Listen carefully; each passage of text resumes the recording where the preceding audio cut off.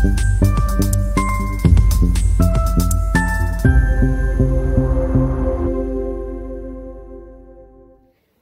কথা হলো, একটা সিনেমা নিয়ে যখন আপনি চিন্তা করবেন, সেই চিন্তাটা কিন্তু সুন্দর হতে হবে, বড় হতে হবে, যেটা ভালো সিনেমার জন্য খুব জরুরি। কিন্তু এর পরের প্রশ্ন হচ্ছে যে এই চিন্তাটাকে কার্যকর করতে বা বাস্তবায়িত করতে আপনি আসলে কত টাকা খরচ করবেন বা কত টাকা খরচ করতে পারবেন। এটা তো ঠিক যে সিনেমা বানাতে গেলে আপনাকে টাকা খরচ করতেই হবে, কিন্তু তার অর্থ এও নয় যে আপনি অঢেল টাকা খরচ করতে পারেন। টাকা আছে মানেই অনেক টাকা খরচ করতে হবে, খরচ করে ফেলতে হবে, সেটা করা যাবে না। আপনি যখন স্বল্প বাজেটের সিনেমার কথা ভাববেন, সেটার কাজ কিন্তু শুরু করতে হবে একদম প্রি প্রোডাকশন থেকে। সিনেমাটার চিত্রনাট্য যখন আপনি লিখছেন, তখনই আপনার চিন্তা করতে হবে যে এটা একটা স্বল্প বাজেটের সিনেমা হতে যাচ্ছে, সেইখানে প্রোডাকশনের ভাবনাটা থাকতে হবে। অনেক কিছু গিয়ে আমরা প্রোডাকশনের সময় সিদ্ধান্ত নিই, কিন্তু সেই চিন্তাটা যদি প্রি প্রোডাকশনের সময় না থাকে, তাহলে প্রোডাকশনে গিয়ে আর খুব বেশি কিছু ভাবা যায় না, বা ভাবাটা কঠিন হয়ে যায়। সেটা এক ধরনের জটিলতা তৈরি করে, আরও সময় নষ্ট হয়। একবার ভেবেছেন, আবার অন্যরকম করে ভাবলেন, সেটা আসলে একটা ভুল পদ্ধতি। যদি আপনি চিত্রনাট্য লেখার সময়, প্রি প্রোডাকশনের সময় পুরো ব্যাপারটা ভাবেন, গুছিয়ে কাজটা করেন, তাহলে দেখা যাবে যে প্রত্যেকটা ধাপে গিয়ে আপনার সময় নষ্ট কম হচ্ছে, এবং সময় কম নষ্ট হওয়া মানেও কিন্তু আসলে আপনার এক ধরনের আর্থিক লাভ। এখন এই প্রি প্রোডাকশনে কিভাবে আপনি কম খরচের কথা চিন্তা করবেন? একটা ব্যাপার খুব গুরুত্বপূর্ণ, সেটা হলো লোকেশন। কি ধরনের লোকেশন নিয়ে ভাবছেন, কতগুলো লোকেশন নিয়ে ভাবছেন। আপনি যদি অনেক ভিন্ন ভিন্ন লোকেশন রাখেন, তাহলে কিন্তু আপনার খরচ বেড়ে যাবে, এটা খুবই স্বাভাবিক। কাজেই কিভাবে সীমিত লোকেশনের মধ্যে গল্পটাকে বলা যায়, সেটা মাথায় রাখতে হবে যিনি চিত্রনাট্য লিখছেন। যদি সম্পূর্ণ সেট নতুন করে তৈরি করে নিতে হয়, তাহলে কিন্তু খরচ বেড়ে যায়, এটা একটা বড় খরচের ব্যাপার। চিত্রনাট্য লেখার সময় এটাও মাথায় রাখা যেতে পারে যে যে ধরনের লোকেশন আমি দিচ্ছি, যে ধরনের সেটের কথা বলছি, সেটা বাস্তবে কোথায় পাবো, কিভাবে পাবো, বা দেখা গেল যে বাস্তব কোনো কিছুকে মাথায় রেখেই তিনি লিখলেন, যেটা সহজে পাওয়া যায় বা পাওয়া যায়, তাহলে কিন্তু সেই চিত্রনাট্য থেকে যখন আপনি প্রোডাকশন তৈরি করতে যাচ্ছেন, তখন আর ঝামেলা হবে না। আমরা অনেক লোকেশনের কথা বলছিলাম, যে লোকেশন যদি বেশি হয় তাহলে কিন্তু খরচ বেড়ে যায়। অনেক সময় দেখা যায় কি যে একাধিক লোকেশন আপনি আসলে একটা অঞ্চলের ভিতরেই পেতে পারেন। খুব কাছাকাছি জায়গায় আপনি আলাদা আলাদা দৃশ্য বা আলাদা আলাদা রকমের পরিস্থিতি তৈরি করতে পারেন। একটু বুদ্ধি খাটাতে হয়। আমার একজন গুরুজন ছিলেন, তিনি সিনেমা বোদ্ধা, মিডিয়া কমিউনিকেশনের খুব সমঝদার মানুষ। তিনি একটা কথা বলতেন যে ক্যামেরা ঘুরালেই ভিন্ন লোকেশন। এই কথাটা খুব ভালো লেগেছিল আমার, যে সত্যি ক্যামেরা ঘুরালেই কিন্তু ভিন্ন লোকেশন। আপনি একটা বড় বাড়ির সামনে দাঁড়ান, বাড়ির দিকে যখন ক্যামেরা রাখছেন তখন একরকম, দেখা যাবে উল্টো দিকে একদমই ভিন্ন চিত্র। ফলে কোথাও যখন আপনি লোকেশন নির্ধারণ করছেন বা কোনো জায়গার কথা ভাবছেন আপনার চিত্রনাট্যে, গল্পে বা সিনেমায়, তখন কিন্তু এটা চিন্তা করতে পারেন যে যা কিছু এখানে আপনার দেখানো হবে, সেটা খুব কাছাকাছি জায়গার ভেতর বা একই জায়গার ভেতর পাওয়া যায় কিনা। আসলে আপনি তো ক্যামেরা দিয়ে যা দেখাবেন তাই দর্শক দেখবে, যেমনভাবে দেখাবেন তেমনভাবেই সিনেমায় আসবে।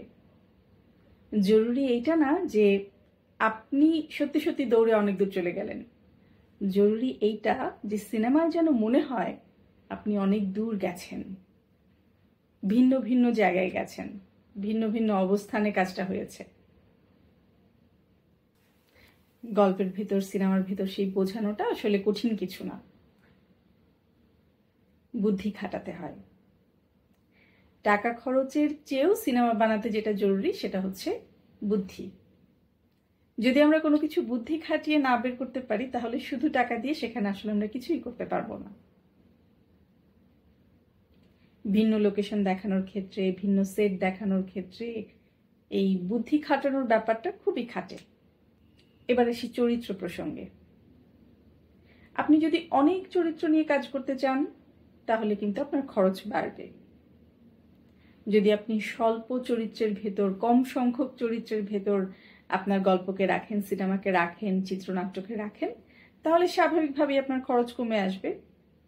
তবে এখানে একটা কথা, যে আসলে আপনি কেমন গল্প বলতে চান, কিভাবে গল্পটা বলতে চান, সেটা তো আসলে ভিন্ন ভিন্ন গল্পের ক্ষেত্রে ভিন্ন ভিন্ন বাস্তবতা।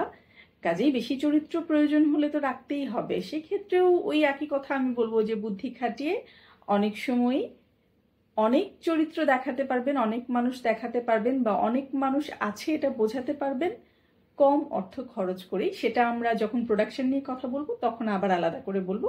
এখানে একটুখানি আপনাদের জানিয়ে রাখলাম। কে বা কারা আপনার সিনেমায় বিভিন্ন চরিত্রে অভিনয় করছেন সেটা কিন্তু একটা খুবই গুরুত্বপূর্ণ ব্যাপার।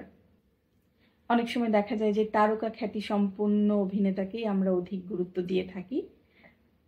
তো সেই ধরনের নির্বাচন করতে গেলে কিন্তু আসলে খরচ বাড়বে, খুবই স্বাভাবিক।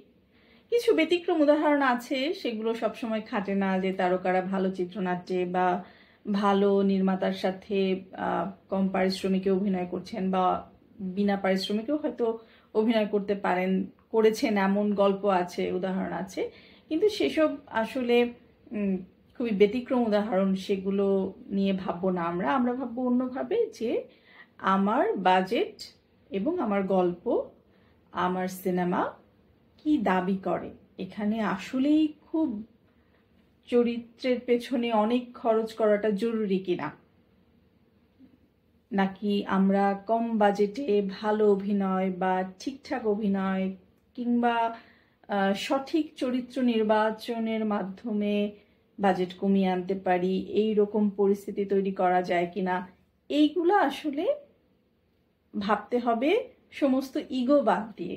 আমরা যদি চরিত্র নির্বাচনের ক্ষেত্রে বা বাছাইয়ের ক্ষেত্রে ইগোকে ধরে রাখি তাহলে কিন্তু অনেক সময় ভুল সিদ্ধান্ত নিয়ে ফেলি, ওইটা করা যাবে না। সিনেমায় শব্দের ব্যবহার নিয়ে আমি আগে কথা বলেছি, সেখানে আমি একটা কথা বলেছিলাম যে শব্দের ব্যবহার অনেক সময় সিনেমার খরচকে কমিয়ে দিতে পারে। অনেক দৃশ্যই আমরা এমনভাবে তৈরি করতে পারি যে শুধুমাত্র সঠিক শব্দ ব্যবহারের কারণে অনেকগুলো জায়গায় খরচ নাই হয়ে গেছে বা কমে গেছে। তো সেটা আমরা প্রোডাকশনে তো আলাদা করে বলবোই, কিন্তু প্রি প্রোডাকশনে এই কথাটা মনে রাখতে হবে যে এখানে আমি চরিত্র না দিয়েও বা চরিত্রের সীমিত ব্যবহার করেও, দৃশ্যের সীমিত ব্যবহার করে কিভাবে শব্দ দিয়ে গল্পটা বলতে পারি, সেক্ষেত্রে কিন্তু আমাদের খরচ অনেক কমিয়ে আনা সম্ভব। তবে হ্যাঁ, এই ব্যাপারগুলা কিন্তু আসলে আবার আরোপিত যেন না হয় সেটাও মাথায় রাখতে হবে, যে আমি শুধু খরচ কমানোর জন্য এমন কিছু করলাম শব্দের ব্যবহারের ক্ষেত্রে বা লোকেশনের ক্ষেত্রে বা চরিত্রের ক্ষেত্রে যে আমার গল্পটাই ঠিক মতো বলা হলো না, তখন কিন্তু আবার একটা মুশকিল। গল্পটা আপনাকে বলতে হবে, সুন্দর করে বলতে হবে, আপনার চিন্তার মতো করে বলতে হবে, যেভাবে ভেবেছেন, কল্পনা যেভাবে করেছেন সেই কল্পনার মতো বলতে হবে, সেই চেষ্টা থাকতে হবে। কিন্তু মনে রাখতে হবে যে খরচ যথাসম্ভব যেন আমরা কম করতে পারি, অপ্রয়োজনীয় খরচ যেন আমরা না করি। আসলে অপ্রয়োজনীয় খরচ বা সিনেমায় কোনো বাহুল্য, এটা কিন্তু দর্শকদের ভালো লাগার চেয়ে তাদেরকেও এক ধরনের প্রশ্নের সামনে ফেলে দেয়। দেখবেন আপনার দর্শকই প্রশ্ন করছে যে এটা তো এখানে দরকার ছিল না, এটা এখানে কেন। তো দর্শককেও আপনি প্রশ্ন করার সুযোগ দিয়েন না। সেই জন্য প্রথমে আপনার নিজের কাছে পরিষ্কার হতে হবে, নিজেকে সমস্ত প্রশ্নের উত্তর নিয়ে নিজের সামনে দাঁড়াতে হবে, যে আমি যা করছি, যা দেখাচ্ছি, দেখাতে চাইছি, এই সমস্ত কিছু জরুরি কিনা, এটাই সিনেমার জন্য, এই দৃশ্যের জন্য, এই গল্পের জন্য অপরিহার্য কিনা।